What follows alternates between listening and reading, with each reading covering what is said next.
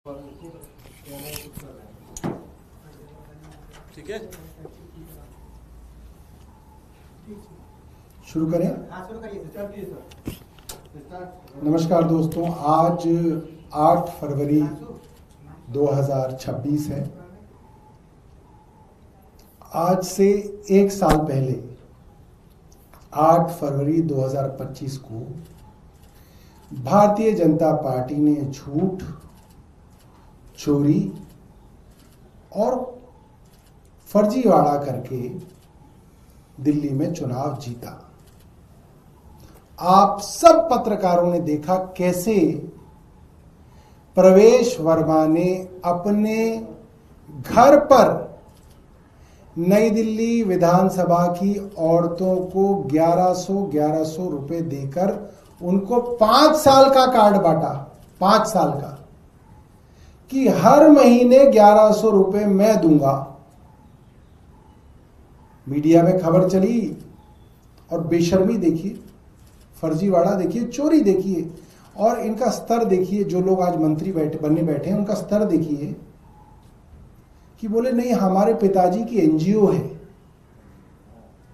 वो एनजीओ किसी को 1100 रुपए दे रही है। इसमें चुनाव कैसे आ गया, चुनाव आचार संहिता कैसे आ गई? ये तो मेरे पिताजी की एनजीओ दे रही है। तो वो पिताजी की एनजीओ सिर्फ चुनाव से पहले ही थी, उसके बाद उस एनजीओ और पिताजी के नाम दोनों पे बट्टा लगा दिया गया। आप सोचिए, बेशर्मी देखिए, कोई अपने मरे हुए पिता का नाम भी कैसे इस्तेमाल कर सकता है। चुनाव जीतने के बाद वो एनजीओ गायब। फिर किसी महिला को 1100 रुपए दोबारा नहीं मिले, सिर्फ चुनाव से पहले मिले, और बाकायदा ये कह के मिले कि भारतीय जनता पार्टी को वोट देना है, और अगर प्रवेश वर्मा जीत गए तो 5 साल तक तुम्हें हर महीने 1100 रुपए मिलेंगे। सब लोगों ने देखा, चर्चा हुई, और उस लूट, फ्रॉड और झूठ के बल पर भारतीय जनता पार्टी ने चुनाव जीता। तो आज फर्जीवाड़ा दिवस, फ्रॉड डे है। फ्रॉड के ऊपर चुनाव जीतने का सबसे पहला जो प्रयोग हुआ वो दिल्ली की प्रयोगशाला में हुआ, जिस पर कांग्रेस चुप रही। और जब वो प्रयोग महाराष्ट्र में हुआ तो कांग्रेस तिल मिलाई। जब वो प्रयोग बिहार में हुआ तब वो कांग्रेस चीखी, और अब वो प्रयोग बंगाल में हो रहा है तो फिर वो कांग्रेस चुप है। इस पर सवाल तो बनता है कि अगर वो प्रयोग आज खुल्लम खुल्ला बंगाल में हो रहा है तो कांग्रेस चुप क्यों है? क्या बंगाल देश का हिस्सा नहीं है? क्या दिल्ली देश का हिस्सा नहीं थी? या आपका प्रजातंत्र वहीं तक सीमित है जहां पर आप चुनाव लड़ते हैं, और जहां दूसरा विपक्षी दल चुनाव लड़ता है वहां वो हार जाए तो अच्छा है? दिल्ली में केजरीवाल हार जाए तो अच्छा है, बंगाल में ममता बनर्जी हार जाए तो बहुत अच्छा है। ओछी राजनीति है, नहीं होनी चाहिए। इस ओछी राजनीति के ऊपर भारतीय जनता पार्टी का पहला प्रयोग पिछले साल फरवरी में दिल्ली में हुआ, जिसमें भारतीय जनता पार्टी सफल हुई, मगर लोग हार गए। सिर्फ अरविंद केजरीवाल की विधानसभा का मैं उदाहरण दूं तो जहां पिछले चुनाव में 1,48,000 वोट थे, तो इस चुनाव तक आते आते 1,06,000 वोट रह गए, यानी कि 42,000 वोट काटे गए। और उसके बाद 10,000 नए वोट बनवाने के लिए एप्लीकेशंस डाली गई, 8-7 हजार वोट काटने की एप्लीकेशन डाली गई। वो तो आप सब लोगों को मालूम है। जूते भी बटे, चप्पल भी बटी, सोने की चेन भी बटी, साड़ियां भी बटी, टीवी के कैमरों के सामने बटी, देश की राजधानी में बटी, और चुनाव आप लोगों के सामने लूट लिया गया। आज उस फर्जीवाड़े की, उस फ्रॉड दिवस की पहली सालगिरह है और मैं आप सबको इस फर्जीवाड़े की शुभकामनाएं देना चाहता हूं। एक दूसरा विषय है, जनकपुरी के अंदर कमल ध्यानी नाम का 25 वर्षीय युवा रोहिणी से चला घर की तरफ, गड्ढा था, गड्ढा दिखा नहीं, कोई बैरिकेड नहीं था, गिर गया, रात भर पड़ा रहा, पता नहीं कब गुजर गया। अभी तक पोस्टमार्टम रिपोर्ट नहीं आई है। ज्यादातर मामलों में 24 घंटे के अंदर पोस्टमार्टम रिपोर्ट आती है। आप लोग तो ज्यादा कवर करते हो मुझसे। 6 तारीख को पोस्टमार्टम हुआ सुबह, आज 8 हो गई, पोस्टमार्टम रिपोर्ट ही नहीं आ रही है। छुट्टी पे गई हुई है पोस्टमार्टम रिपोर्ट। जो कॉन्ट्रैक्टर थे के स्पन, उनका नाम हटा दिया गया है। लेबर के पीछे दिल्ली पुलिस दौड़ रही है। मैंने सुना उत्तर प्रदेश में जाके लेबर पकड़ी जा रही है। जो कॉन्ट्रैक्टर है के स्पन, उससे क्या रिश्ता है भारतीय जनता पार्टी की सरकार का? उसका नाम लेने से हलक तक जो है जुबान रुक जा रही है। लेबरों को पकड़ा जा रहा है। चलिए लेबर को भी पकड़ लीजिए। उन मंत्रियों को कौन पकड़ेगा, प्रवेश वर्मा को और आशीष सूद को, जिन्होंने सुबह सुबह वहां पे पहुंच के कैमरे पर झूठ बोला और आप सबके कैमरे में उनका झूठ मौजूद है, जिसमें उन्होंने कहा बैरिकेडिंग तो थी। प्रवेश वर्मा कह रहे हैं 100-100 मीटर पर पूरी बैरिकेडिंग थी। आशीष सूद कह रहे हैं सुरक्षा के सारे इंतजाम थे। और जो लड़का मरा कमल, उसका भाई करण और उसके परिवार वाले और उसके दोस्त जो वहां पे सुबह सुबह शव को देखने पहुंचे, उन सब ने कैमरे पे कह दिया वहां पे कोई बैरिकेडिंग नहीं थी। वहां बिल्कुल खुला मैदान था, कोई भी आए और उसके अंदर कूद जाए। तो क्या झूठे 2 मंत्रियों के ऊपर कोई कार्रवाई होगी कि इन्होंने लीपापोती करने की कोशिश की, इन्होंने जांच को गलत तरीके से प्रभावित करने की कोशिश की, इन्होंने असली दोषियों को बचाने की कोशिश की? क्या प्रवेश वर्मा और आशीष सूद के ऊपर भी मुकदमा चलेगा? क्या कोई सवाल करेगा?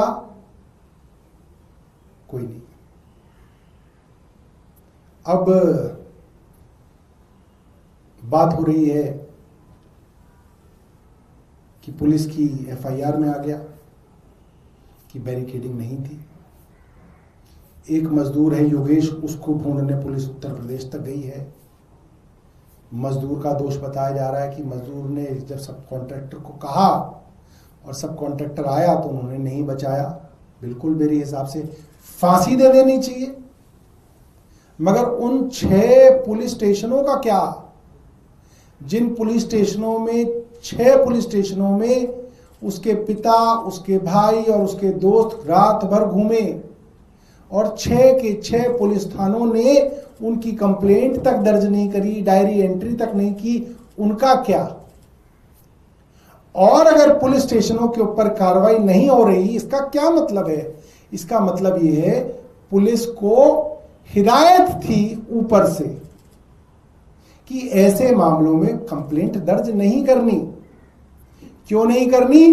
ताकि जो आंकड़े, जिन आंकड़ों पे पूरी की पूरी सरकार चलाई जाती है, आंकड़ों पे, झूठे और फर्जी डेटा पे, उन आंकड़ों को कम रखने के लिए यही किया जाता है।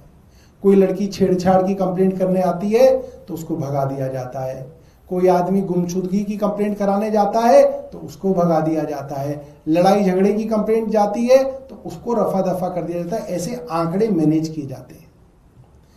और इन 6 थानों में जो उसकी रिपोर्ट दर्ज नहीं हुई और उन थानों पर कार्रवाई नहीं हुई, वो इसलिए नहीं हुई क्योंकि पुलिस कमिश्नर के लेवल पे, सतीश गोलचा के लेवल पर ये कहा गया है, ये बाकायदा ट्रेनिंग दी गई है सभी एसएचओज को, और एसएचओ द्वारा अपने थाने के कांस्टेबल और हेड कांस्टेबलों को कि रिपोर्ट नहीं लिखनी है।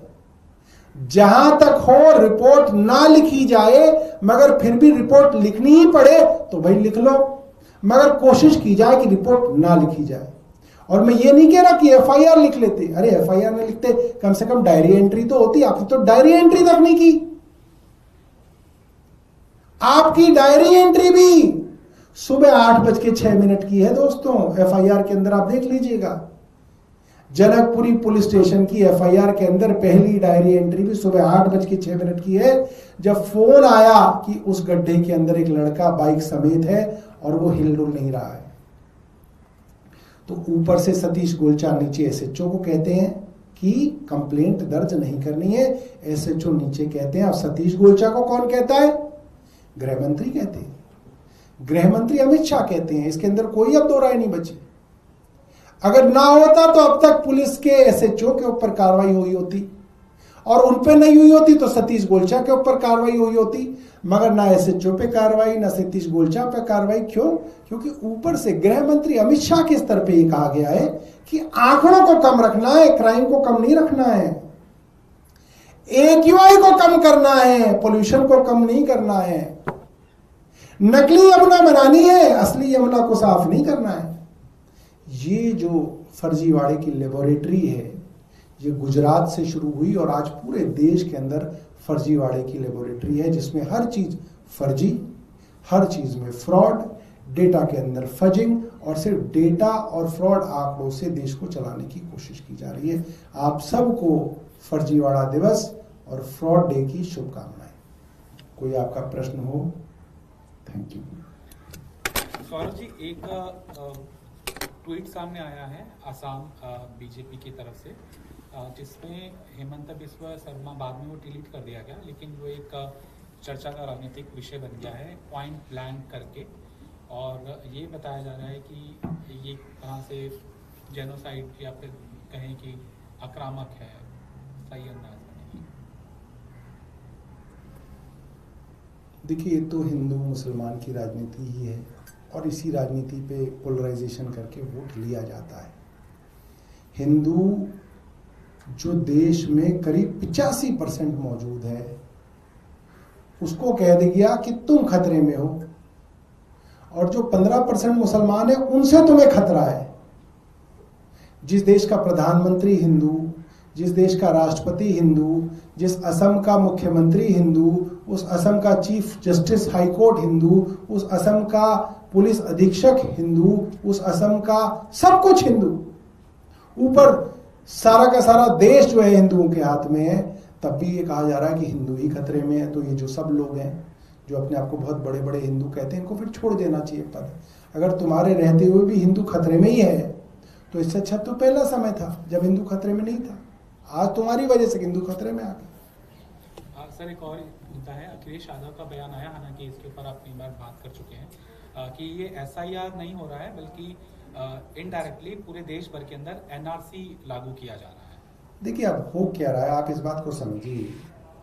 भारतीय जनता पार्टी की 1 साल की सरकार में भारतीय जनता पार्टी के ये हालात हैं कि प्रधानमंत्री की रैली में एमसीडी के कर्मचारियों को जबरदस्ती बस में भर के भेजा जा रहा है। प्रधानमंत्री की रैली में लोग नहीं आ रहे हैं। मुख्यमंत्री ने आज 1 साल का जश्न मनाया, 500 लोग इकट्ठे नहीं हुए मुख्यमंत्री से आज रामलीला मैदान में। मुख्यमंत्री को रामलीला मैदान की फोटो दिखा दो जब अरविंद केजरीवाल ने रामलीला मैदान के अंदर शपथ ली थी। आज मुख्यमंत्री 500 लोग नहीं इकट्ठे कर पाई। तो अब भारतीय जनता पार्टी कह रही है हिंदू विराट सम्मेलन कर लो भाई, और उसमें भारतीय जनता पार्टी की गलती से भी फोटो मत लगा देना। उसमें बाबा साहब अम्बेडकर की फोटो लगाओ, उसमें संत रविदास की फोटो लगाओ, उसके अंदर कहीं छुपा छुपू के भारतीय जनता पार्टी के गोलवलकर की भी लगा दो, मगर बड़े बड़े लोगों की फोटो लगाओ। और किसी को यह मत कहो कि भारतीय जनता पार्टी करा रही है, वरना लोग ही नहीं आते इनके नाम से। भारतीय जनता पार्टी की 4 इंजन की सरकार के ये हालात हैं आज भारत की राजधानी में कि भाजपा की रैलियों में लोगों ने आना बंद कर दिया। अब विराट हिंदू सम्मेलन करा के लोग इकट्ठे किए जा रहे हैं। हाथ जोड़ के कहा जा रहा है नहीं भाई साहब, ये बीजेपी का इवेंट नहीं है, प्लीज आ जाओ। लोग बीजेपी के इवेंट में नहीं आना चाहते, जा के कस्में खानी पड़ रही है बीजेपी वालों को। ना ना ना ना, बीजेपी का इवेंट नहीं है भाई साहब, करा हम लोग रहे बीजेपी वाले, मगर है नहीं हमारा। क्योंकि भारतीय जनता पार्टी से लोगों को विरक्ति हो गई। और कुछ दिनों बाद इनके इन सम्मेलनों में भी नहीं आएंगे, क्योंकि तब लोगों को इनका एजेंडा पता चल